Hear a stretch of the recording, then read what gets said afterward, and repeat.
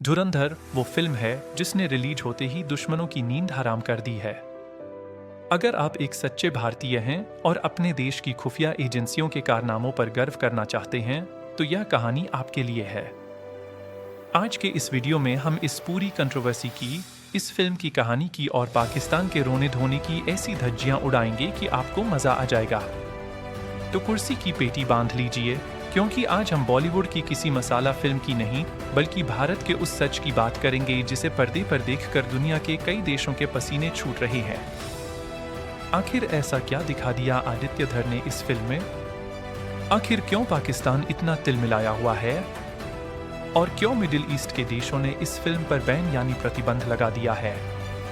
चलिए शुरू करते हैं और जानते हैं इस पूरे मामले की मसालेदार और फैक्ट्स से भरी हकीकत। सबसे पहले बात करते हैं उस धमाके की जो इस फिल्म ने रिलीज होते ही किया है।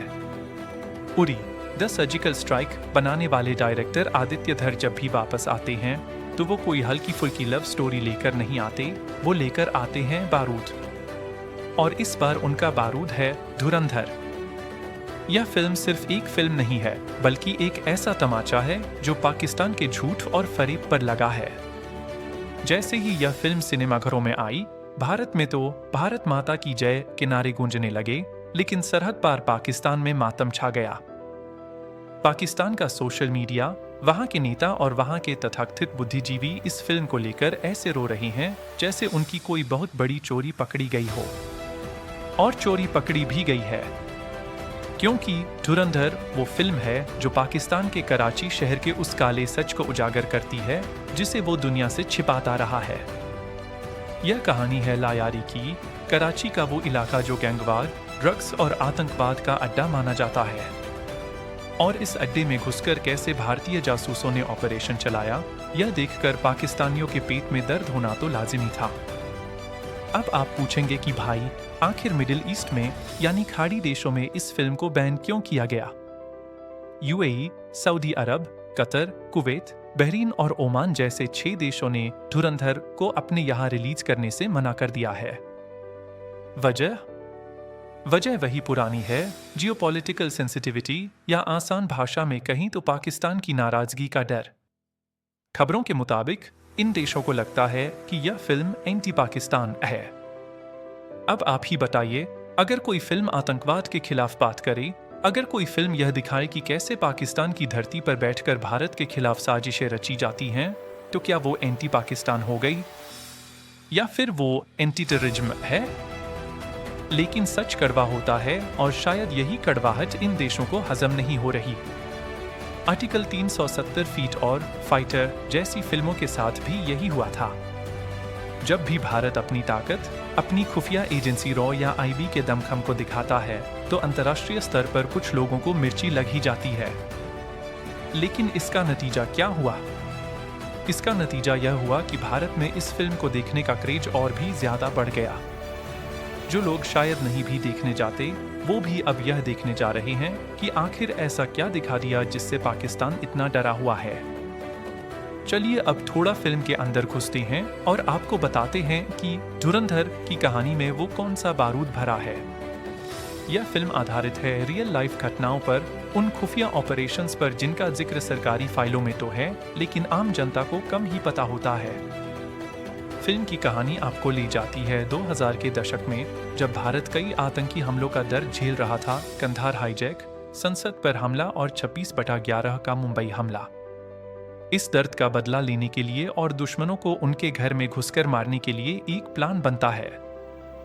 रणवीर सिंह, जो इस फिल्म में हमजा नाम के एक अंडरकवर एजेंट का किरदार निभा रहे हैं, वो पाकिस्तान के कराची में लायारी गैंगवार के बीच घुसपैठ करते हैं।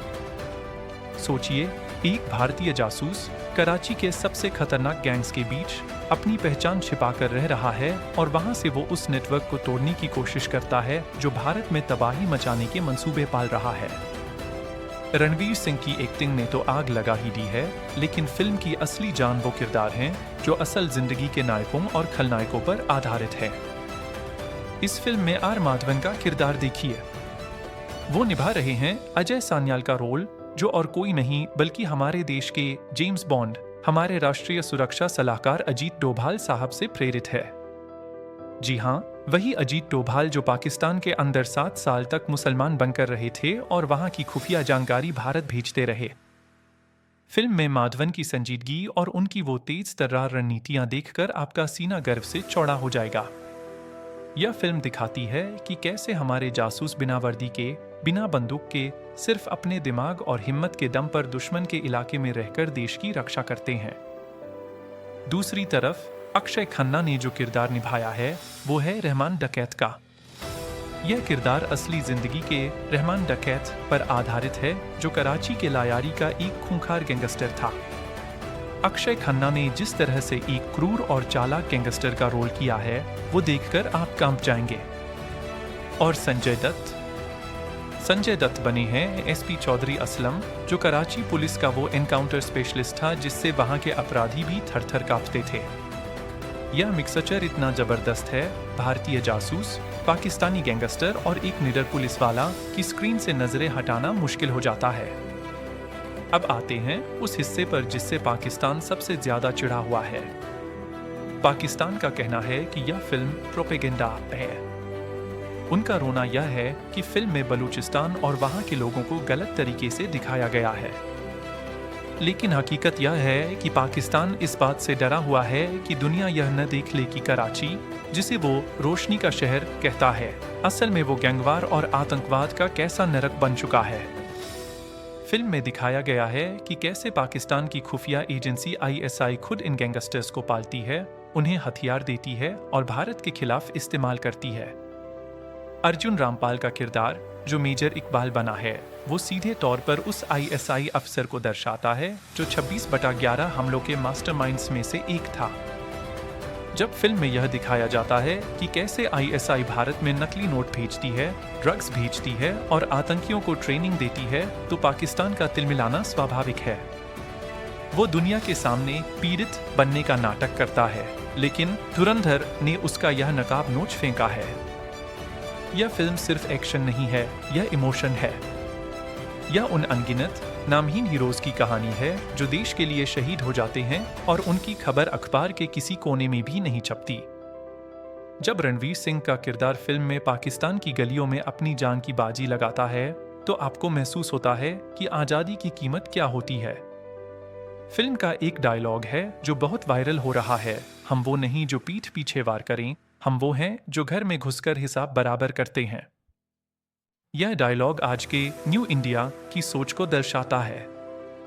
वो भारत जो अब चुप नहीं बैठता, जो अब डोजियर नहीं सौंपता, बल्कि एक्शन लेता है।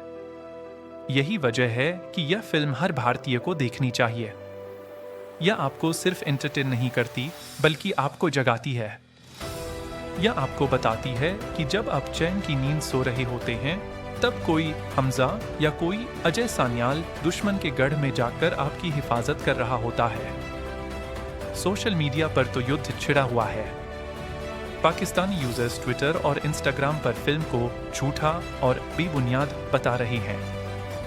वो कह रहे हैं कि बॉलीवुड हमेशा पाकिस्तान को विलेन बनाता है। अरे भाई, अब अगर वहाँ लादेन मिलेगा, वहाँ हाफिज सईद खुलेआम रैलियां करेगा, वहाँ दाऊद इब्राहिम छिपा बैठेगा, तो बॉलीवुड क्या उन्हें हीरो बनाएगा? जो सच है वही तो दिखाया जाएगा। और यही सच धुरंधर ने बेबाकी से दिखाया है। दूसरी तरफ भारतीय फैंस ने मोर्चा संभाल लिया है। मीम्स की बाढ़ आ गई है। लोग लिख रहे हैं कि मिडिल ईस्ट में बैन लगाकर तुम स्क्रीन तो बंद कर सकते हो, लेकिन सच को कैसे छिपाओगे? बॉक्स ऑफिस के आंकड़े गवाह हैं कि बैन का कोई असर नहीं हुआ है। फिल्म ने पहले ही हफ्ते में रिकॉर्ड तोड़ कमाई की है। यह पैसा नहीं, यह भारत की जनता का प्यार और गुस्सा है जो टिकट खिड़की पर दिख रहा है। गुस्सा उन आतंकियों के खिलाफ और प्यार अपने देश के रक्षकों के लिए। इस फिल्म की मेकिंग की बात करें तो आदित्य धर ने गजब का काम किया है। उन्होंने 2000 के दशक के कराची को रिक्रिएट करने के लिए बहुत मेहनत की है। सेट डिजाइन से लेकर किरदारों की बोली भाषा तक सब कुछ बहुत ऑथेंटिक लगता है।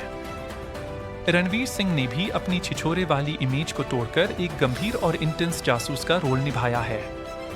उनकी आंखों में वो डर और वो हिम्मत दोनों साफ दिखाई देती है। और आर माधवन, उन्होंने तो जैसे अजीत डोभाल को पर्दे पर जिंदा कर दिया है। उनकी शांत लेकिन खतरनाक पर्सनालिटी आपको बांधे रखती है। यह फिल्म तकनीकी रूप से भी बहुत मजबूत है। इसका बैकग्राउंड स्कोर, इसकी सिनेमेटोग्राफी, सब कुछ वर्ल्ड क्लास है। यह वो लेवल है जिस पर अब भारतीय सिनेमा पहुंच चुका है, जहां हम हॉलीवुड की जासूसी फिल्मों को टक्कर दे रहे हैं, लेकिन अपनी देसी मिट्टी की खुशबू और अपनी कहानियों के साथ। एक और दिलचस्प बात यह है कि फिल्म में ऑपरेशन लायारी को जिस तरह से दिखाया गया है, वो बहुत ही रोंगटे खड़े करने वाला है। लायारी कराची का एक ऐसा इलाका है जहां पुलिस भी घुसने से डरती थी। वहां की तंग गलियां, वहां के मकानों की छतों से होती गोलीबारी, रॉकेट लॉन्चर का इस्तेमाल, यह सब किसी फिल्मी कहानी जैसा लगता है, लेकिन यह वहां की कड़वी सच्चाई थी। फिल्म में दिखाया गया है कि कैसे भारतीय इंटेलिजेंस ने इस अराजकता का फायदा उठाया और अपने दुश्मनों को खत्म किया। यह चाणक्य नीति का आधुनिक रूप है, दुश्मन का दुश्मन हमारा दोस्त, या फिर दुश्मन के घर में ही आग लगाकर उसे राख कर देना। यह स्ट्रेटेजी, यह दिमाग का खेल, यह सब कुछ धुरंधर को बाकी मारधाड़ वाली फिल्मों से अलग और खास बनाता है। पाकिस्तान की मीडिया में इस फिल्म को लेकर डिबेट्स हो रही हैं। वहां के एंकर्स चीख चीख कर कह रहे हैं कि भारत कल्चरल वॉरफेयर कर रहा है, यानी अपनी फिल्मों के जरिए दुनिया का दिमाग बदल रहा है। तो भाई, इसमें गलत क्या है? अगर हमारे पास कहानियां हैं, हमारे पास वीर हैं, तो हम क्यों न सुनाएं? क्या हम हमेशा चुप रहें? धुरंधर ने साबित कर दिया है कि सिनेमा एक बहुत बड़ा हथियार है, और इस बार इस हथियार का ट्रिगर आदित्य धर ने दबाया है और निशाना सीधा लगा है। पाकिस्तान की असुरक्षा इसी बात का सबूत है कि तीर सही जगह लगा है। अगर फिल्म में सब झूठ होता तो वो इसे इग्नोर कर देते, हंसकर टाल देते। लेकिन वो रो रही हैं, बहन लगवा रही हैं, इसका मतलब है कि कहीं न कहीं उनकी दुखती रग पर हाथ रख दिया गया है।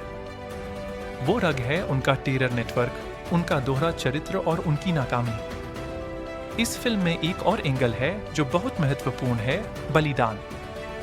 हम अक्सर जासूसों को फिल्मों में सूट बूट पहने मार्टिनी पीते हुए देखते हैं, लेकिन धुरंधर दिखाती है कि एक जासूस की जिंदगी कितनी तन्हा और खतरनाक होती है। उसे हर पल मौत के साए में जीना पड़ता है। अगर वो पकड़ा जाए तो उसका देश भी उसे पहचानने से इनकार कर देता है।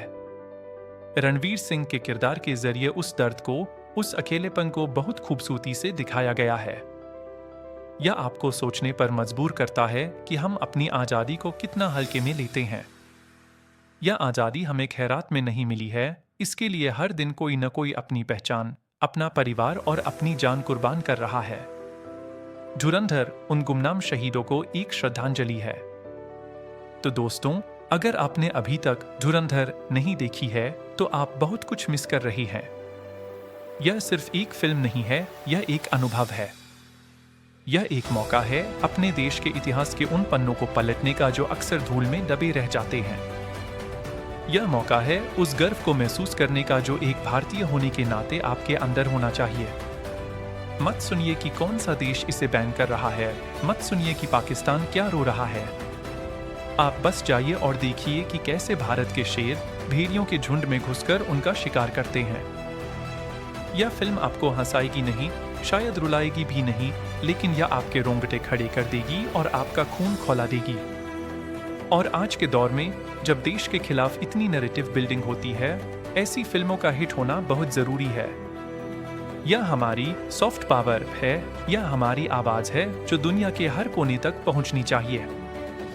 अंत में बस इतना ही कहूंगा कि धुरंधर जैसी फिल्में रोज रोज नहीं बनती। यह वो मसाला है जिसमें देशभक्ति का तड़का है और सच की मिर्ची है। और यह मिर्ची जिसको लगनी थी उसको लग चुकी है और बहुत जोर से लगी है। आप इस फिल्म को देखिए, अपने दोस्तों को दिखाइए, अपने परिवार को दिखाइए, क्योंकि यह कहानी किसी काल्पनिक सुपर हीरो की नहीं है, यह कहानी हमारे असली सुपर हीरो की है। वो सुपर हीरो जो केप नहीं पहनते, जो हवा में नहीं उड़ते, लेकिन जो हमारी सुरक्षा के लिए जमीन आसमान एक कर देते हैं। तो जाइए, टिकट बुक कीजिए और सिनेमा हॉल में भारत माता की जय के नारे के साथ इस फिल्म का स्वागत कीजिए।